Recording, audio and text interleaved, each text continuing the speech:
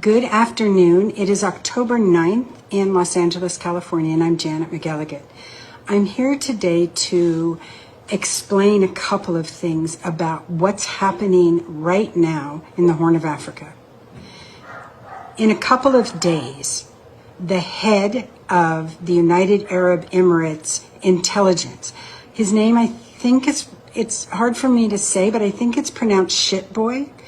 He will be coming to Somalia to fulfill a promise he made to the president of Somalia, Hassan Sheikh Mohammed.